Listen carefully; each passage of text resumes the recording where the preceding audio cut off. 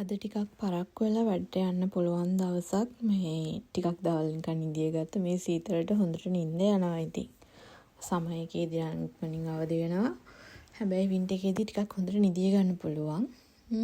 Coffee එකකුත් හදාගෙන time තියෙන නිසා බස් එකේ වෙලාවත් බලලා හිංසැරිලේස්ති වෙලා බස් හෝල්ට් එකට යන්න මට විනාඩි 3ක් තමයි යන්නේ. ඉතින් සින්දුවකුත් අහගෙන යන්න පුළුවන්. මොකද මේ දවස්වල සීතල නිසා මේ කන් දෙකත් රිදෙන්න ගන්නවා. ඉතින් මෙහෙම මෙව කරන් යනකොට ෂෝයි. ජැකට් එක ඉතින් අනිවාර්යයි ළමයි. පේනවනේ අහස. මේ වලාකුළු වලින් බර වෙලා තියෙන්නේ. මෙහිතර චුරු චුරු වැස්සක් තියෙනවා. මේ සැරින් සැරේට චුට්ටක් වහිනවා. ආයි නතර කරනවා. ආයි චුට්ටක් වහිනවා. ඔන්න ඔහම තමයි ඉතින් මෙහි. ඔය තින්නේ දැක්කනේ අර පැත්ත ඔය සිටි එක පැත්ත ඔය පැත්ත. දැන් ඉතින් මම මේ පයින් බස් හෝල්ට් එකට යන ගම. කොෆි එකක් තියෙන නිසා ඉතින් පොඩ්ඩක් අර සීතල එච්චර ගාණක් නැහැ. නැත්තම් ඉතින් ටිකක් හරි අමාරුයි. අද පොඩි shift එකක් තියෙන්නේ. ඒක නිසා ඉතින් ගිහෙල්ලා ටිකක් වේලසනින් එන්න පුළුවන්. හැබැයි වේලසනින් කිව්වට මම බස් එකේ විනාඩි 45ක් විතර යනවා. ඉතින් ওই ටිකත් ගිහින් ඊටු ටිකත් පයින් යනකොට කොහොමත් පැයයි විනාඩි 15ක් විතර යනවා. මේ ලස්සනට මේ පහුගිය ටිකේ ලස්සන කොළ තිබ්බ පාට තිබිච්ච ටිකේ තමයි අර කොළ හැලිලා තිබ්බේ. මෙන්න මෙතන බස් හෝල්ට් එක. ඔය පේනවනේ.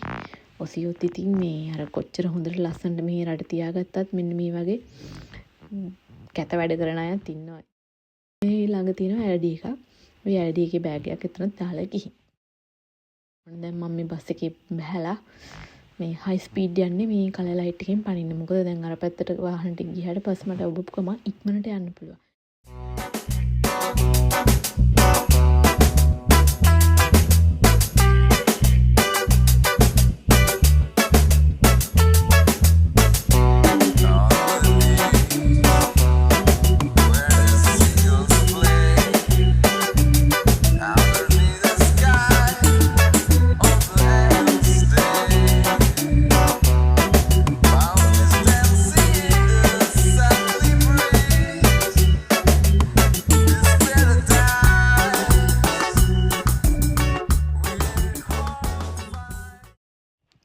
ඔහොම තමයි ඉතින් වෙන්නේ.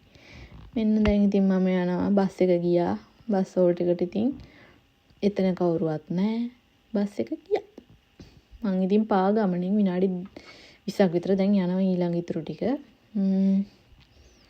ඔහොම තමයි ඉතින් උදේ පාන්දරට වැඩ ටික වෙන්නේ.